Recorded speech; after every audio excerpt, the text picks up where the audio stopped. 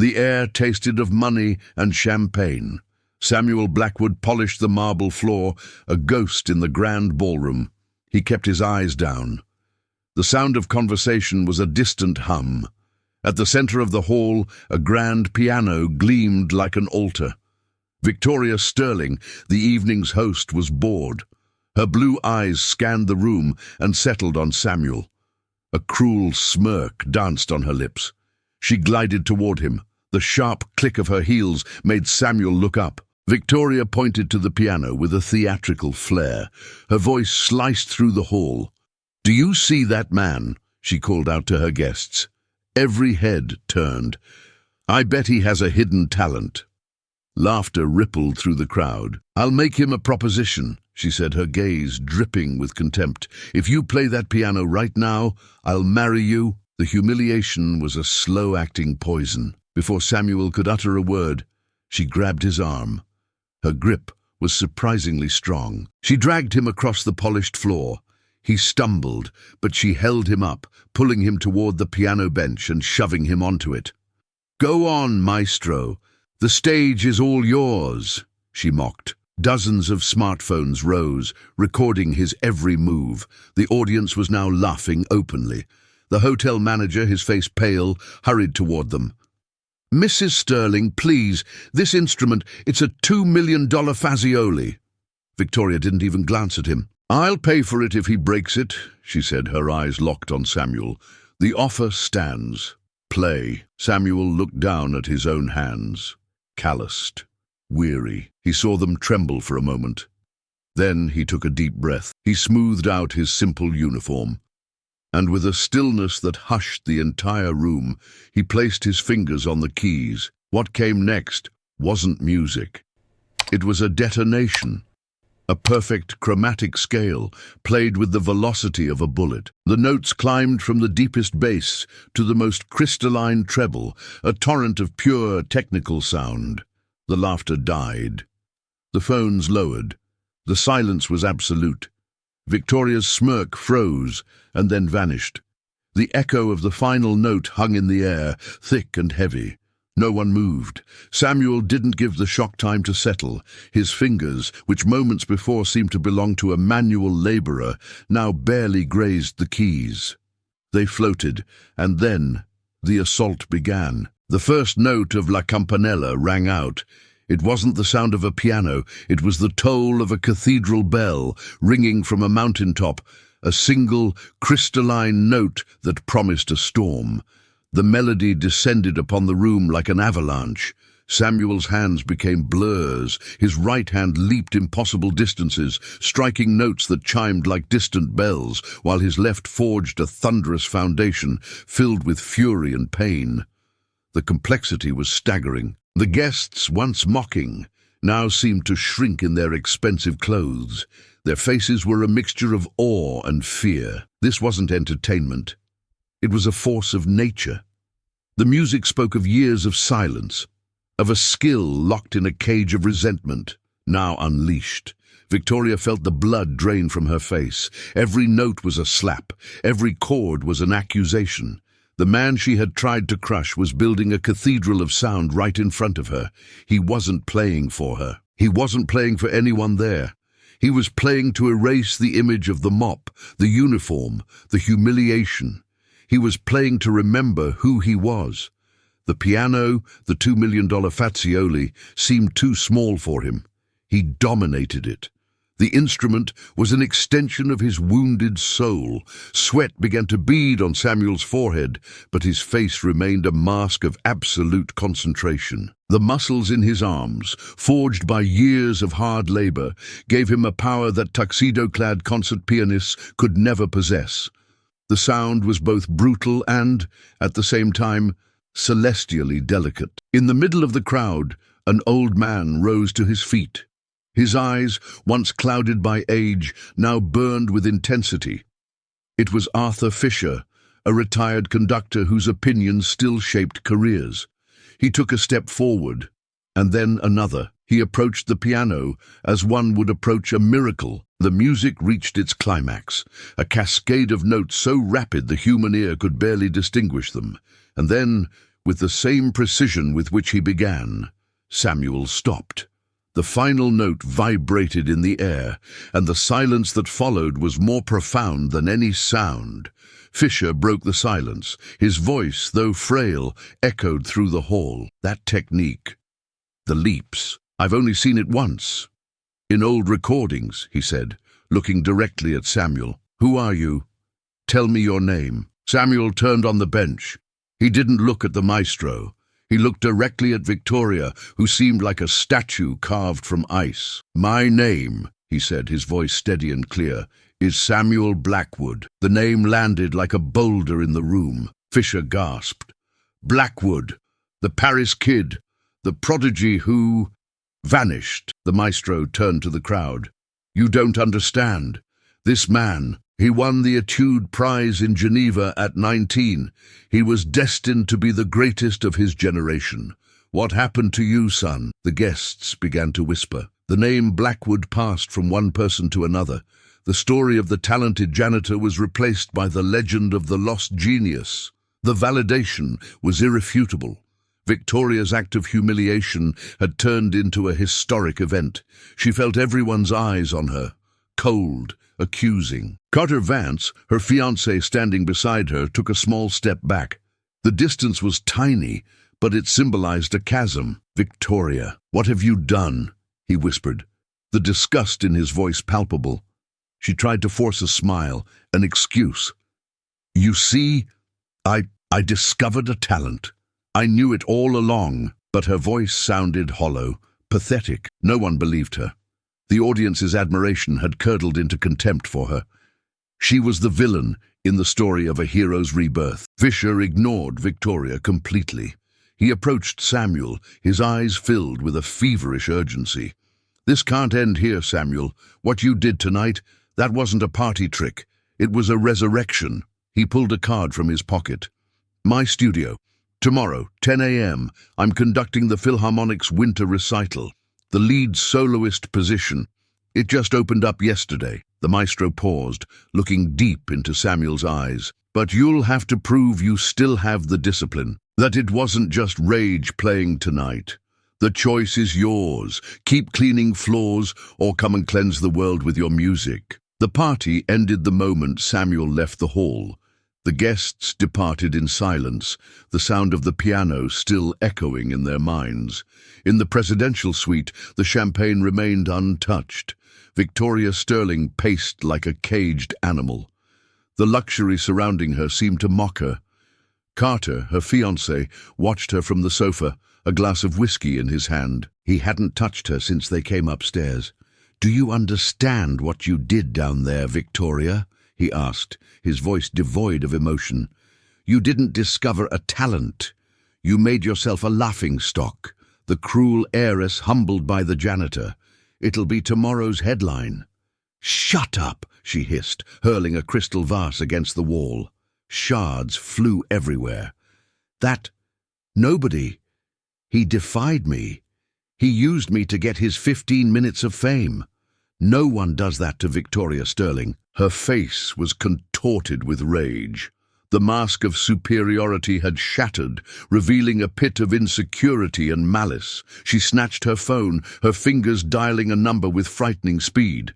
He's going to learn what happens when you play with fire. He'll go back to scrubbing toilets for the rest of his miserable life.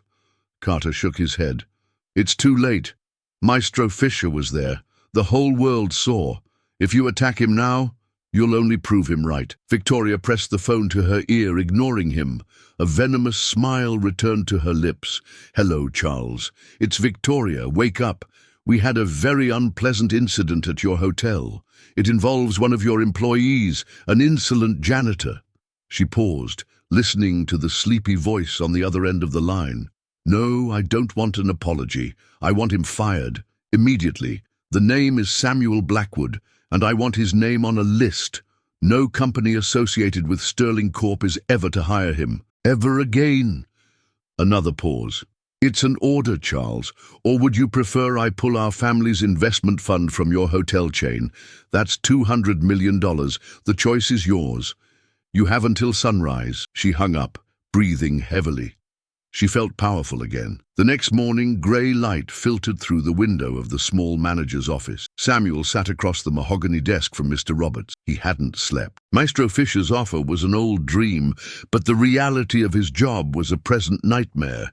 He was waiting for the final blow, the termination.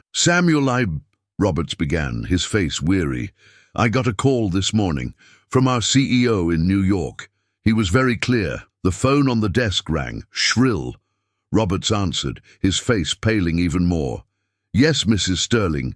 Yes, I know who he is. He's in my office right now. The manager looked at Samuel with a mix of pity and admiration. I understand your orders, but I can't do that. On the other end of the line, Victoria's voice must have been screaming, but Roberts maintained his composure. With all due respect, what happened yesterday was an act of your cruelty, not a failure of my employee. I will not fire him. The office door opened suddenly. Maestro Fisher entered, a heavy coat slung over his shoulders, his expression grim. He heard Roberts's final words and nodded.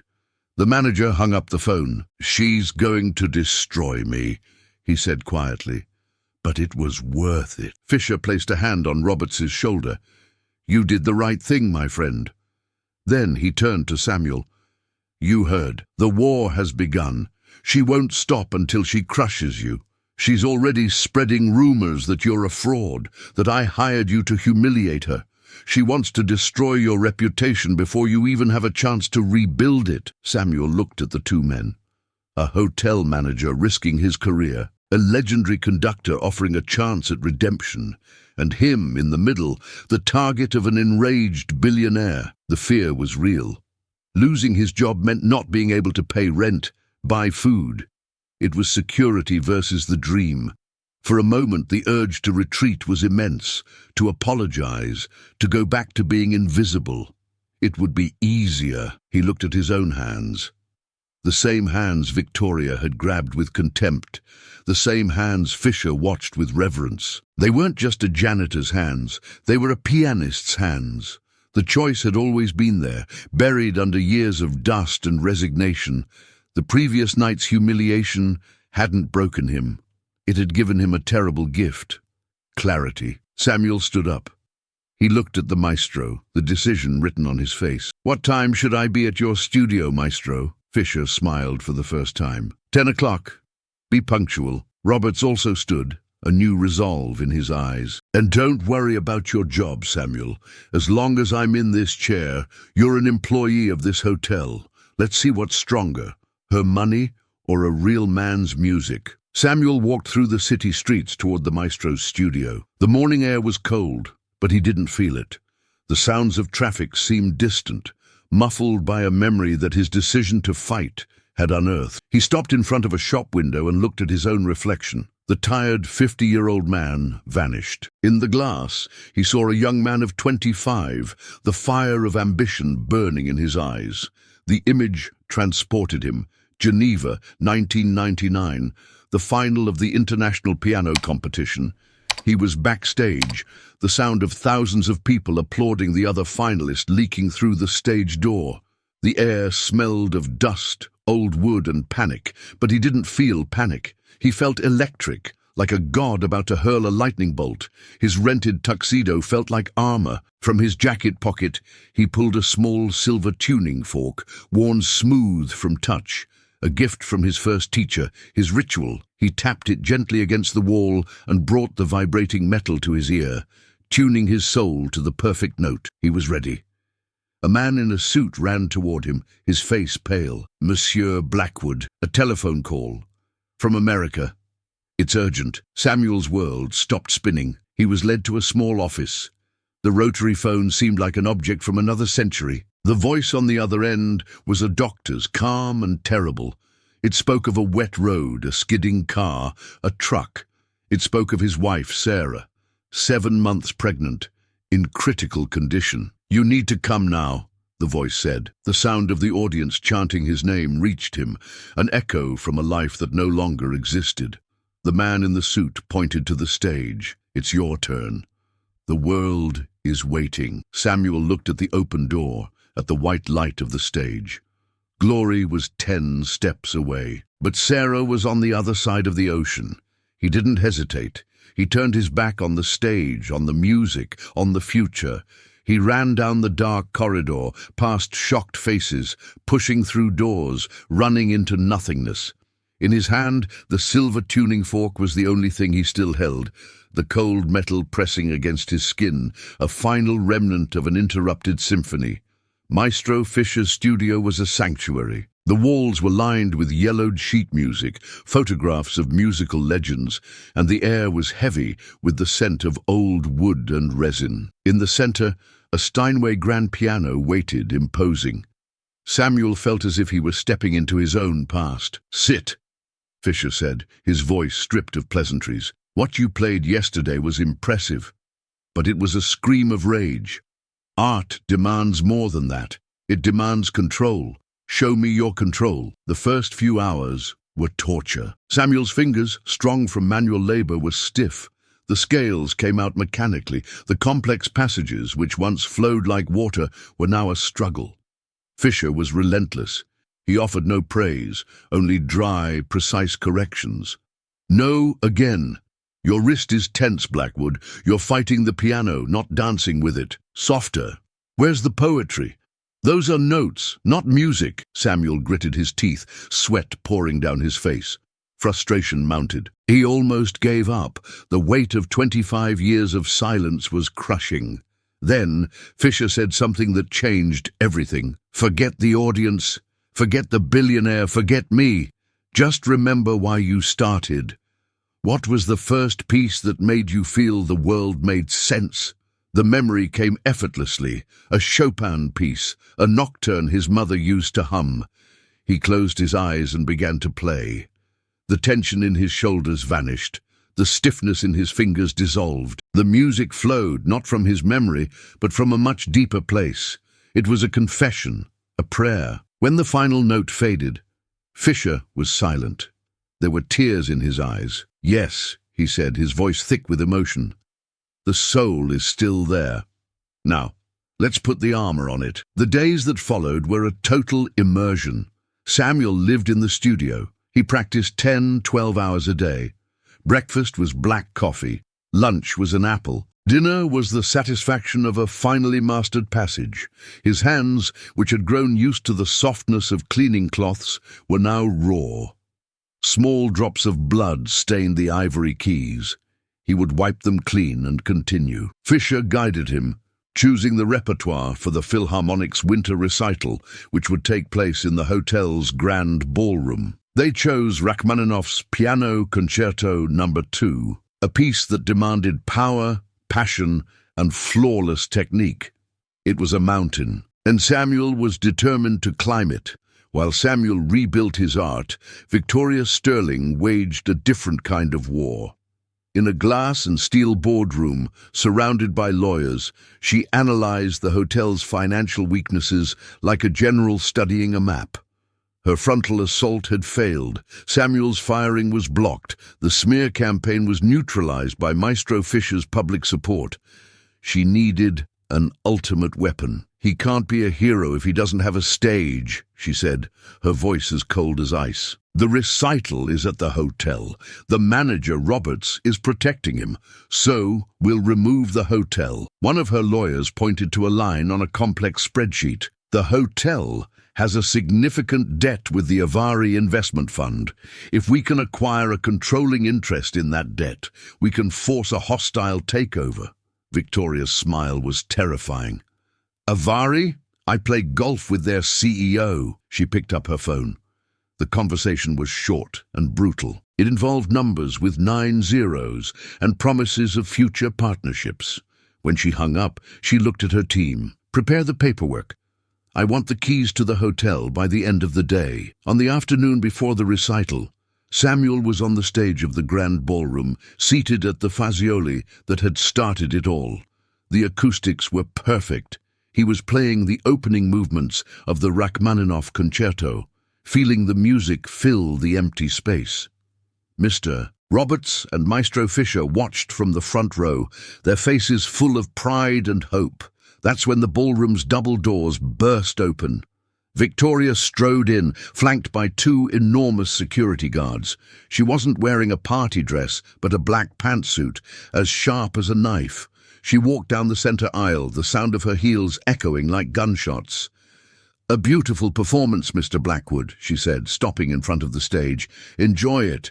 It will be your last." Roberts stood up. "Mrs. Sterling, what is the meaning of this? You are not welcome here." Victoria laughed, a short, joyless sound. "Actually, you're no longer welcome here, Roberts. As of 3 o'clock this afternoon, I am the new majority owner of this establishment, and you're fired." She snapped her fingers. The security guards moved toward Roberts. Fisher stepped between them. "You can't do this." "I already have," Victoria said, her eyes fixed on Samuel, who had stopped playing. "And now, for the final part of our arrangement." She climbed the steps to the stage, stopping a few feet from the piano. "I made you a proposal that night, Samuel, a promise of marriage. Today, I'm making you another one, a promise of truth." She turned to the small stage crew who were watching, paralyzed. "All of you, chefs, housekeepers, security, there are 200 employees in this hotel, 200 families who depend on their paychecks." She turned back to Samuel, her voice dropping to a venomous whisper. "If you play a single note at this recital tomorrow night, I will shut this hotel down. I will sell this building to a demolition company. 200 jobs will vanish because of you, your music or their livelihoods, your art or their future." She left him with the impossible choice. "The decision is yours, artist." She turned and walked out, leaving behind a devastating silence, heavier than any music. Samuel was trapped. The silence Victoria left behind was a weapon. Samuel felt the weight of 200 lives on his shoulders.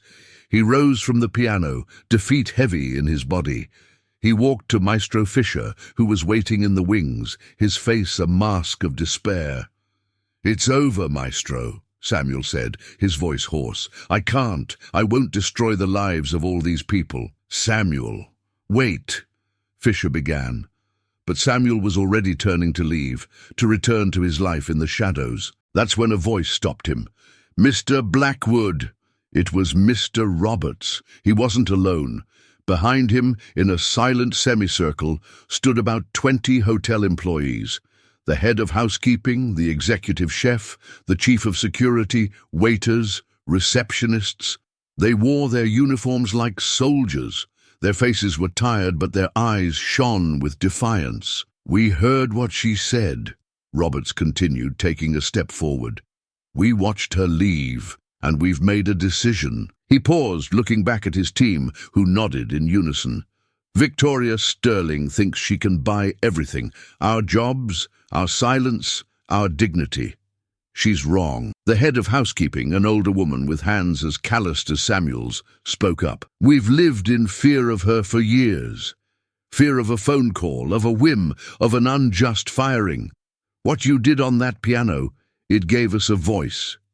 If we're going to be fired, let it be for standing up, not for kneeling down." The chef, a huge man with an impressive mustache, crossed his arms. "We will not be her hostages, and you will not be her executioner. You will get on that stage tomorrow. You will play, not for yourself, but for all of us." Those words hit Samuel harder than Victoria's threat. He looked at those faces. They were people like him, invisible, underestimated, and in that moment, they were offering him the one thing he no longer had: courage. He wouldn't be the reason for their ruin. He would be the instrument of their rebellion. The following night, the grand ballroom was packed. News of the confrontation had leaked. The press occupied the front rows, their cameras ready. It was more than a recital, it was a duel. Victoria arrived last, stunning in a blood-red dress. She sat in the front row, dead center, a predator's smile on her lips. She had come to watch Samuel's public surrender. She expected him to walk on stage, announce the concert's cancellation to protect the jobs, and disappear forever, marking her final victory. Maestro Fisher walked on stage, his face tense. Ladies and gentlemen, the Philharmonic is honored to present our soloist, Samuel Blackwood. Samuel entered to an electric silence. He didn't look at Victoria. His eyes found Mr. Roberts and his staff, who were lined up at the back of the hall, standing, a silent wall of support. He bowed to the audience and sat at the piano. He picked up the microphone, his hand steady. "Good evening," he said, his calm voice resonating through the hall. "There has been a small change to tonight's program." A murmur went through the crowd. Victoria leaned forward, her smile widening. The surrender was beginning. "Instead of the Rachmaninoff concerto," Samuel continued, "I would like to play a different piece. A piece that has never been performed in public." He paused, and his eyes finally met Victoria's. 50 years ago, Mrs. Sterling's grandfather, Theodore Sterling, a great patron of the arts, commissioned a piece from one of the century's greatest composers. He didn't ask for a pretty melody. He asked for a monument, a work that would be a testament to the Sterling family's power and ambition. The composer delivered what was asked. A piece so complex, so brutally demanding, that he himself declared it unplayable. Victoria's face faltered. The story was a family legend, a secret whispered with arrogant pride. "The piece is called The Phoenix's Etude," Samuel said. "It was believed the only copy of the score was locked away in the Sterling family vault. But the composer, a dear friend of Maestro Fischer, gave him a copy as a gift. Tonight, for the first time, the Phoenix will fly." He dropped the microphone, and before anyone could breathe, his fingers attacked the keyboard. What followed wasn't music. It was architecture and war. The piece had no recognizable melody. It was structures of sound, colliding and intertwining. It was 10 independent voices, each a superhuman task, all happening at once. It was the sound of an empire being built and destroyed in 10 minutes. The audience held its breath. The music critics in the front row looked as if they'd seen a ghost. Victoria's smile had disintegrated. Her face went from arrogance to confusion, then to disbelief, and finally, to pure panic. He wasn't just playing the unplayable piece, he was possessing it. He was deciphering the genetic code of her dynasty and broadcasting it to the world. Her family's monument to power was being conquered by a man she tried to erase. The piece ended with a single chord, a chord that contained all the tension, all the pain, and all the beauty of the conflict.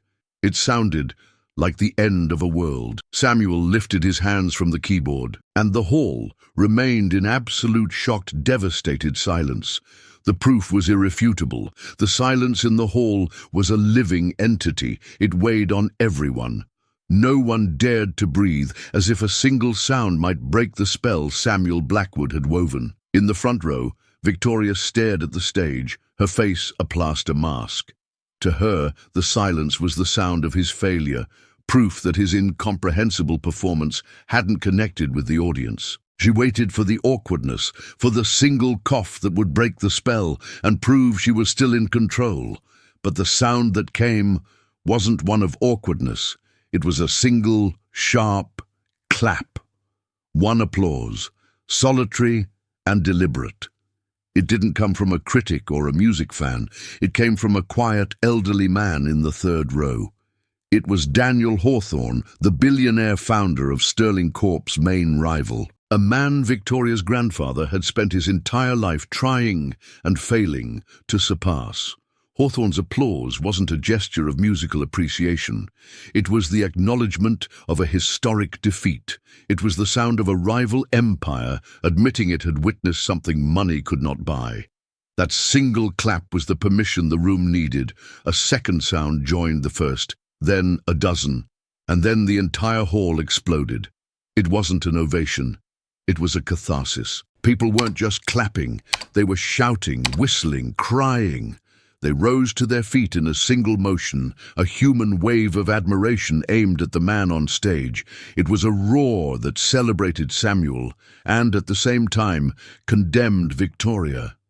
Every clap was a vote against her. Every shout of "bravo" was a nail in her social coffin. As the deafening noise continued, a man rose slowly in the second row. Arthur Thompson, the 80-year-old chairman of the Sterling Court Board, a man whose loyalty to the family was legendary. Victoria saw him approach and felt a wave of relief. Arthur would save her. He would restore order. He stopped in front of her, his shadow falling over her. She had to crane her neck to look up at him. "Arthur, end this circus," she commanded, her voice nearly inaudible over the roar. Thompson's face was devoid of emotion. He didn't lean in to whisper. He spoke in a clear, formal tone, loud enough for those nearby to hear. "Victoria, on behalf of the Board of Directors, I am giving you verbal notice. An emergency meeting has been scheduled for 8 a.m. tomorrow. The only item on the agenda will be the vote for your immediate removal from the presidency." Victoria's world stopped. The sound of the ovation seemed to recede. "What? You can't! This is my family's company." "The company is a publicly traded entity," Thompson corrected, his voice cold as steel. "And your behavior tonight, and over the past few weeks, has been classified as detrimental to the legacy and financial stability of the corporation. We will be invoking the morality clause, the clause your grandfather wrote." Carter Vance, her fiancé, who was standing beside Thompson, delivered the final blow. He didn't touch her. He didn't yell. He simply spoke, the contempt clear in every syllable. "Our merger proposal is obviously rescinded. The alliance between our families is terminated." He glanced at the diamond ring on her finger. "I suggest you return it discreetly tomorrow. Don't force me to send a lawyer for it." It was too much. Victoria's mind snapped. The composure, the control, the arrogance. It all dissolved in a wave of panicked fury. "No!" she shrieked, her voice tearing from her throat. "You can't do this to me. I am Victoria Sterling." She tried to stand, perhaps to rush the stage, but a body moved into her path. It was the hotel's chief of security, the same man she had tried to use as a pawn. His eyes showed no anger, only a professional weariness. "Mrs. Sterling," he said, his voice calm but unshakable, "I'm going to have to ask you to come with me, please." "Get your hands off me, you useless employee!" she screamed, but other guards were already flanking her. The journalist's cameras flashed, a storm of light capturing the heiress's total collapse. She was dragged, kicking and screaming, down the aisle, her dignity shredding with every step. Her exit was not that of a deposed queen, it was that of a spoiled child throwing a tantrum. On stage, the ovation continued. Maestro Fisher walked to Samuel, who remained seated at the piano, watching the scene with a solemn calm. The maestro placed his hands on Samuel's shoulders and pulled him to his feet. Then he raised Samuel's arm into the air, like a boxing champion who had just won the fight of his life, and the roar from the crowd doubled in intensity, hailing the janitor who had become a king. The sound of the door closing behind Victoria was swallowed by the ovation. On stage, Samuel felt the sound wave wash over him, a physical force that seemed to be cleansing him of decades of dust and invisibility. Maestro Fisher still held his arm aloft, and Samuel, for the first time, didn't feel like an imposter. He belonged here. From the wings, the musicians of the Philharmonic, who were supposed to have played with him, began to walk onto the stage. They didn't come to prepare for the next number. They came for him. The first violinist, a woman with a regal posture, stopped in front of him and gave a deep bow. Then she and the other string musicians raised their bows and began tapping them gently against their violins and cellos. It was a rhythmic sound, a drumbeat of respect. The wind and percussion players joined in, stamping their feet on the stage in a synchronized thunder.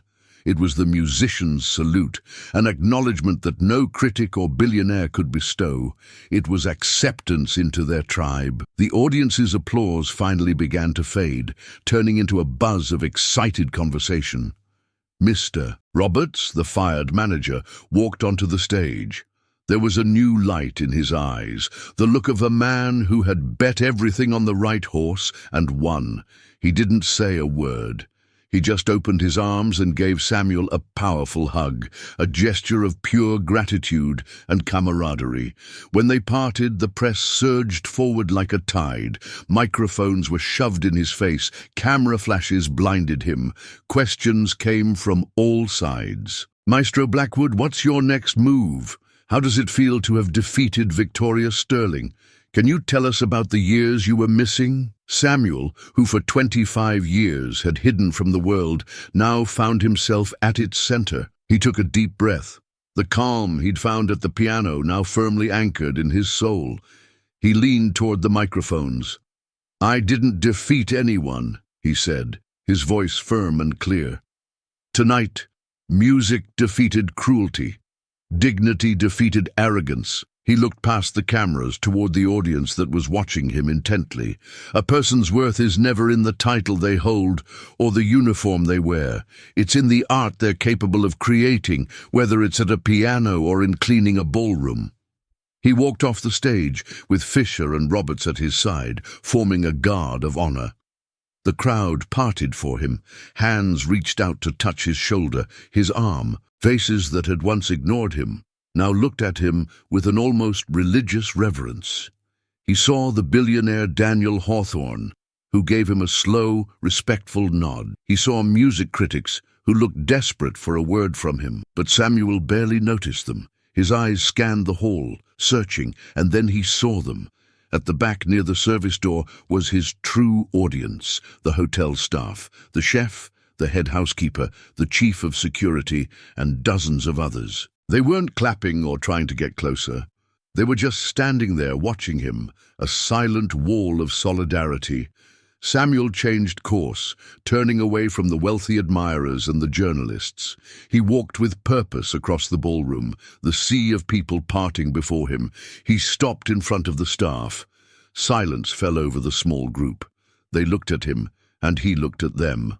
No words were necessary. In that shared gaze, there was a complete understanding. His victory was their victory. The restored dignity was not just his, but all of theirs. He raised his hand, not in a wave, but in a gesture of acknowledgement. And they, in unison, nodded back. In that moment, amid the chaos of public adoration, Samuel Blackwood didn't feel like a genius or a hero. He felt like he was home. The heavy cloak of shame, which he had carried since Geneva, finally fell from his shoulders. He was free 2 years later. The silence in the dressing room at Carnegie Hall was deeper than any ovation. Samuel Blackwood adjusted the bow tie of his tuxedo. He looked at himself in the lighted mirror. The man looking back wasn't the invisible janitor, nor the haunted young prodigy. He was just himself, a man in his early 50s with silver at his temples and an unshakable peace in his eyes. The journey had left its marks, but they were no longer scars. They were the lines of a map that had led him home. On a side table, a tablet displayed the page of a business journal. The headline was small, almost a footnote in the grand scheme of the financial world, but for Samuel, it was the final chapter of a story. The article read, "Beaumont Empire in Ruins. Former CEO Victoria Sterling sells final property in bankruptcy auction." The accompanying photo showed a tired-looking woman, her blonde hair lackluster, getting into an ordinary car, her face turned away from the cameras. Her war had ended not with a bang, but with a bureaucratic whisper.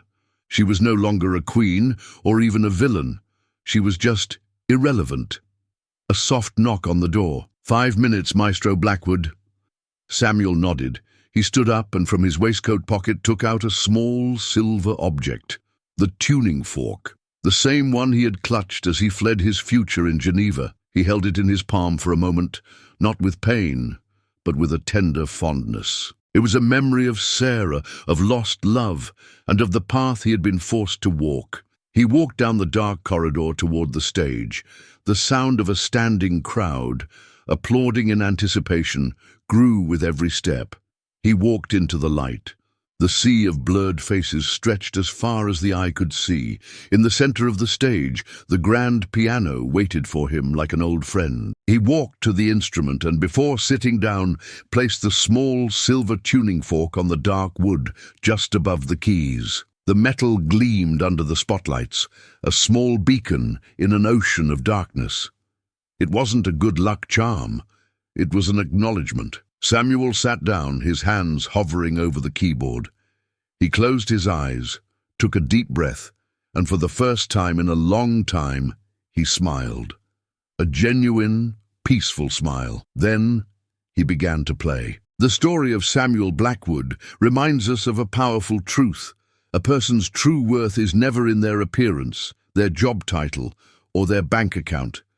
It hides in the soul, waiting for a chance to be revealed. The world is full of geniuses disguised as janitors, artists working in kitchens, heroes wearing common uniforms. The question is, are we paying attention? How many times do we judge a book by its cover? How many incredible talents do we ignore every single day simply because we're too busy looking at labels? We want to hear your voice. Have you ever felt invisible or been underestimated because of your appearance or your job? Or maybe you've witnessed the moment when someone, against all odds, revealed their hidden brilliance. Share your story in the comments. If this journey moved you, like this video and subscribe to the channel for more stories that inspire us to look deeper.